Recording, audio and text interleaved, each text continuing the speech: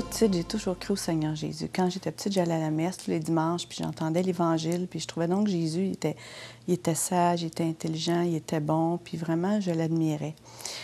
Puis j'ai été longtemps comme ça à penser que je croyais en lui, de la bonne manière, mais aussi comme j'étais une petite fille très sage, et très studieuse, puis à mon affaire, je pensais que j'étais le chouchou de Dieu. Moi, je pensais que j'étais parfaite, puis que j'avais rien à changer dans ma vie, puis que je méritais la faveur de Dieu à cause de ça, à cause de ma vie, que je faisais rien de mal et tout, puis que j'allais à la messe tous les dimanches en plus.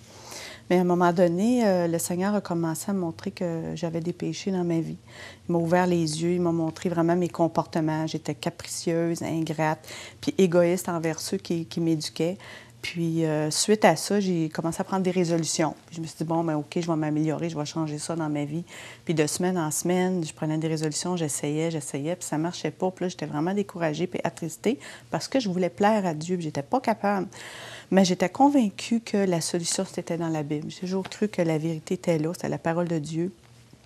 J'ai commencé à la lire, mais je ne comprenais pas grand-chose. Ça restait fermé, mystérieux. On aurait dit que c'était écrit pour des initiés, là, vraiment. En tout cas, mais je persévérais, mais je ne comprenais pas grand-chose. Puis là, j'ai eu la conviction de demander au Seigneur, j'ai prié, j'ai dit, fais-moi rencontrer d'autres jeunes comme moi qui lisent la Bible, puis ensemble, on va s'améliorer en lisant ta parole. Alors, quelques mois après, il m'a exaucé. J'ai rencontré des jeunes au centre-ville de Montréal, sur la rue Sainte-Catherine, qui chantaient des chants, ça parlait de Jésus. Il y avait des pancartes avec des versets bibliques. Là. Il y avait Sylvain Baudet, Alain Lamotte, Michel Labossière. Et ils m'ont dit qu'ils se réunissaient dans les maisons. Fait que j'ai décidé d'aller à leur réunion. Et là, ils enseignaient la Bible et tout. Et j'ai vraiment commencé là, à comprendre plus de choses sur la Bible. Et surtout, un passage où Jésus dit à Nicodème, il faut que vous naissiez de nouveau pour entrer dans le royaume des cieux. Ça, c'était la première fois que j'entendais ça. Et ça m'a vraiment bouleversée parce que moi, je voulais aller au ciel, je voulais voir le royaume de Dieu, mais je ne savais pas si j'étais née de nouveau. Ça ne me disait rien, cette expression-là. Mais en étant exposée à la parole de Dieu de semaine en semaine, j'ai commencé à comprendre que j'étais pécheur. C'est pour ça que je n'étais pas capable de m'améliorer, que j'étais pris dans mes péchés. Puis la Bible dit que tous sont péchés, sont privés de la gloire de Dieu. Alors, c'est pour ça que je ne pouvais pas m'améliorer. Puis ce n'était pas par mes œuvres non plus, parce que la Bible dit que c'est par grâce que vous êtes sauvés au moyen de la foi. Cela ne vient pas de vous, c'est le don de Dieu. Ce n'est point par les œuvres, afin que personne ne se glorifie.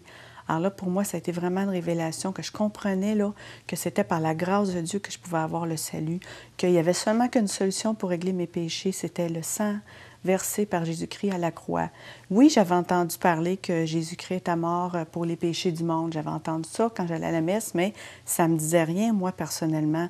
Mais là, j'ai compris que c'était le salut, le moyen que Dieu avait envoyé à l'humanité, à chaque personne, pour avoir la vie éternelle, pour que ses péchés soient effacés, pour qu'on puisse obtenir la justice de la part de Dieu, parce que par nos propres moyens, par la chair, on est incapable. Alors ça a vraiment été pour moi une révélation. Puis à partir de ce moment-là, là, je lisais de plus en plus la Bible. Puis là, mes yeux se sont ouverts. J'ai commencé à comprendre. Puis c'était vraiment une nourriture spirituelle. Puis là, j'ai fait l'expérience de la nouvelle naissance que j'avais lue dans l'Évangile de Jean, chapitre 3. Je l'ai vécu, l'expérience de la nouvelle naissance. Et je suis devenue une nouvelle créature. Là, j'ai vraiment compris le plan de Dieu, ce que Dieu voulait pour moi dans ma vie. Et je me suis fait baptiser aussi à ce moment-là, en mai 1982, dans le lac du Parc La Fontaine à Montréal. Et tout en lisant la Bible et là, en comprenant le plan que Dieu avait pour moi, j'ai réalisé qu'il y avait quelque chose dans ma vie qui ne lui convenait pas. C'est que, bon, je vivais avec mon copain, on n'était pas mariés et tout. Et là, le Seigneur nous montrait qu'il fallait qu'on se marie. Alors, on a décidé de se marier. Et mon mari, par la suite aussi, s'est converti en lisant la Bible et tout. Alors, on est chrétiens tous les deux aujourd'hui. Et je remercie vraiment le Seigneur parce que d'accepter Jésus-Christ comme mon sauveur et comme mon Seigneur, ça a été vraiment la décision la plus importante que j'ai prise dans ma vie. Je ne l'ai jamais regrettée parce que je dois au Seigneur la vie éternelle et une ferme assurance ici-bas.